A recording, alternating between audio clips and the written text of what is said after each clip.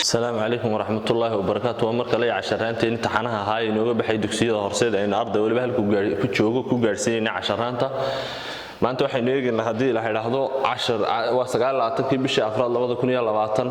maadada xisaabta waxaynu eegaynaa fasalka 8 casharkii trigonometry inoo socday tusaalihii labaad baynu eegaynaa waxaynu ka soo waranay wixii la oran jiray aragtida Pythagoras aragtida Pythagoras mar waxa lagu weydiinayay eeda marna waxa lagu weydiinayay b marna waxa lagu weydiinayay c marba si baa lagu weydiinayay hadaba waxa lagu yiri xisaabi dheerarka dhinaca b saddex xagalkaaga inuu saddex xagal quman yahay waa halkaas saddex xagashaas xagal qumana soo dhinaca b baad xisaabinaysaa soo Pythagoras wuxuu ku lahaa dhinaca ugu dheer oo la laba jibaaray wuxuu ku la mid yahay labada dhinac ee kale yar yar oo la isu geeyo mid walba la laba jibaaray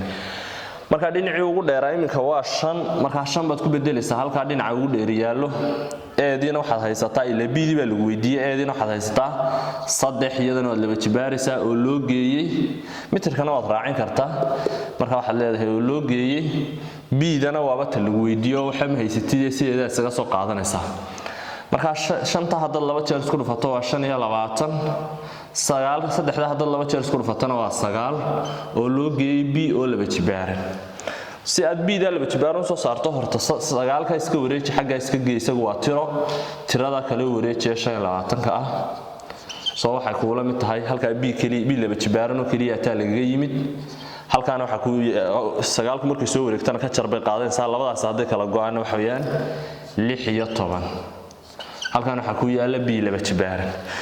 jibaaran baad haysataa b kaliya taas soo saarto dhinac walba xid laba jibaarka ka saar xagga hadii xididka laba jibaarka ay xididkaas isla baxay b kaliya ta kugu soo haraysa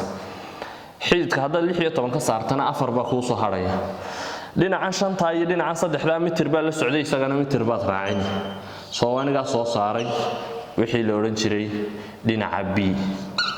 dhinacii b na aniga soo saaray soo waxa marka halkaas insaas ku soo saareen tusaalaheena saddexaad waxay eegaynaa saddex xagaladan keeba ah saddex xagal quman ilaa waxaynu dugsiga hoose ku baranaynaba waa saddex xagal quman oone maxay saddex xagaladan eegimka dhinacyadii baa lagu siiyay kan waxa biid waxa lagu siiyay 9 iyo 12 iyo 15 waa saddex xagalka saddexdiisii dhinac ilaa saddex xagalku saddex dhinac buu leeyahay saddexdii dhinac cabiradoodii baa lagu siiyay halka kalena lagu siiyay saddex xagalka saddexdiisii dhinac cabiradoodii marka waxa la igu yiri waxa soo saartaa labadan saddex xagalkeeba ah saddex xagal quman si aad u soo saarto saddex xagal qumanka ah waxaad leedahay aragtidii Pythagoras isticmaal ee oo la laba jibaaro loo geeyay b oo la laba jibaaro haddaba waxa isweydiinaysaa in time-ka tusaalahan su'aasha b dan ka jawaabaya inta halka inoo taale 9 iyo 12 iyo 15 teeba a ah teeba b ah teeba c ah siidu waa qiimaha ugu weyn ee halkan ku jira waxa weeyaan 15 mitir b-duna waa qiimaha ku xiga waa 12 mitir c-duna waxa weeyaan qiimaha ugu a-duna waxa weeyaan qiimaha ugu yar waa 9 mitir soo ku bedel hadaba labada dhinac mid walba qiimaheeda ku soo bedel c-da waxaad ku bedeshaa 15 oo laba jibaaray mitirka iska yaradayso haye eedana waxaad ku bedeshaa 9ka oo laba jibaaray b-da kalena 12ka oo laba jibaaray haye 15 laba jeer isku dhufo 15 hadda isku dhufato labada isku dhufo 25 laba sidata labada isku dhufo waxa weeyaan 5 iyo laba sidata 7 labada isku dhufo waxa weeyaan 5 hal iyo halkan isku dhufo hal isku soo wada geey 5 taas kala soo deg labadan isu geey waxa weeyaan 12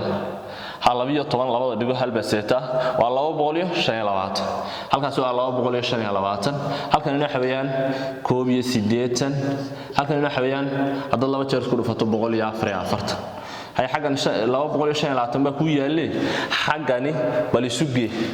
144 iyo 180 ka isuge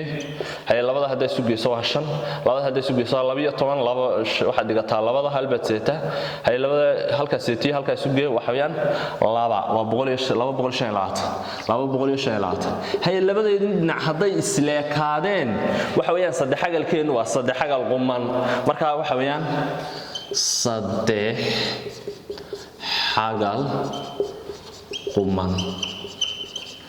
soo kaas waa saddex xagal quman haddaba aynu u nimaadno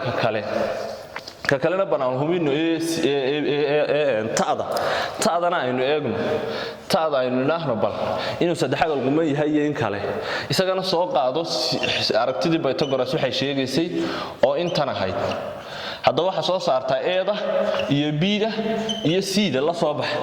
eedaydu waxa weeyaan ka qiimaha ugu yar waa 8 mitir bidayduna waa qiimaha ku xiga waxa weeyaan 12 mitir sidayduna waa qiimaha ugu weyn waa 12 mitir haddaba ku bedel sida qiimaheeda qiimaha sida halka waxa weeyaan 12 la laba jibaaray eedana waxaan ku bedelayaa 8 la laba jibaaray oo loo geeyay bidana waxaan ku bedelayaa 12 la laba jibaaray tan hadda laba jibaarto imisa 140 tan hadda laba jibaartana waa imisa 460 oo loo geeyay tan laba jibaar waa 121 hadda laba jeer isku dhufato 12 waa 121 hay halkan 144 baa ku yaala labada hadda isu geeyso haddaba waa imisa 460 inta hadda isu geeyso halka isu geeyo waa 5 taa labada isu geeyo 8 iyo 185 hay labadii dhinac miyay isleekaadeen mar haddaanay labadii dhinac isleekaan waxa weeyaan saddex xagal quman maaha saddexagal quman maaha soo saasaad kaga jawaabaysaa haddii lagu dhaahdo keebaa saddexagal qumana keebaanse saddexagal quman ahayn marka haddii la yidhaahdo saasaad uga shaqaynaysaa casharkeena haddii la yidhaahdo intaasuu inoogu joogayaa soo casharka ku xigay intaynu isugu iman doono waxaan idin leeyahay asalaamu calaykum waraxmatullahi Horseed Schools